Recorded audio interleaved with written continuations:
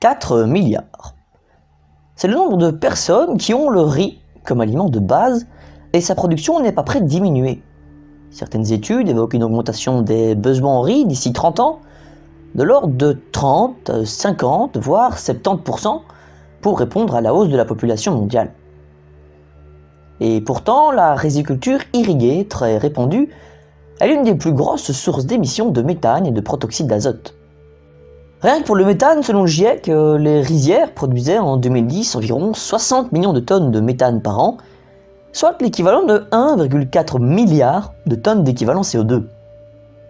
En comparaison, selon l'AIE, en 2016, l'aviation avait émis 914 millions de tonnes de CO2.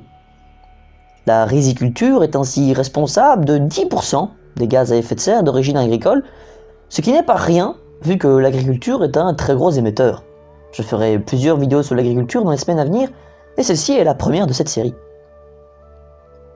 Pire encore, selon des chercheurs, les quantités de méthane et de protoxyde d'azote rejetées dans l'atmosphère par les rizières du monde entier sont probablement sous-estimées de moitié. Pour limiter ces émissions, certaines pratiques culturales sont plébiscitées pour diminuer les émissions de méthane, mais en oubliant souvent les émissions de protoxyde d'azote. Dans les rizières, il est généré lorsque le sol est immergé puis asséché de façon intermittente.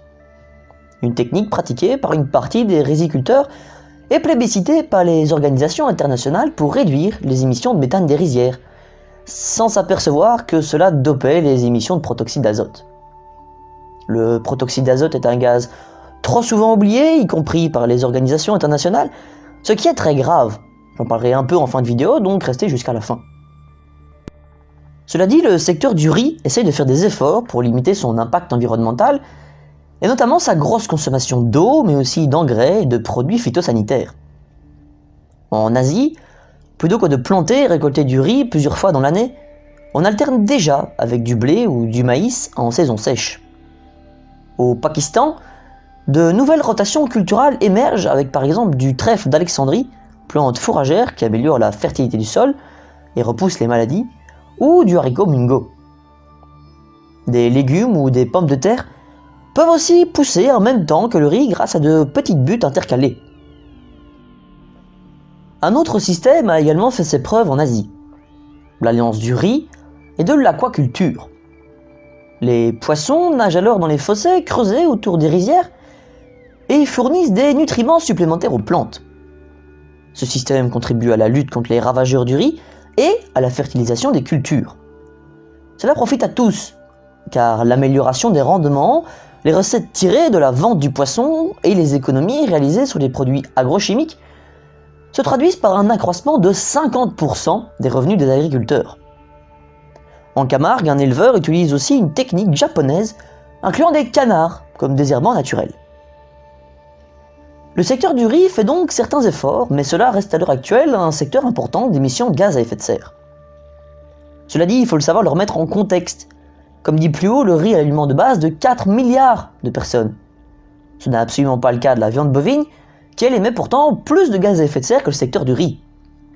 Le secteur du riz est donc à surveiller, et il est évident qu'il est nécessaire qu'il fasse le maximum pour diminuer son impact, mais cela n'est pas le secteur agricole le plus problématique. J'avais dit tantôt que je parlerais du protoxyde d'azote en fin de vidéo, et bien voici le moment venu. Le protoxyde d'azote est un puissant gaz à effet de serre et un gaz destructeur d'ozone. Ses émissions sont en augmentation et les projections n'indiquent rien de bon.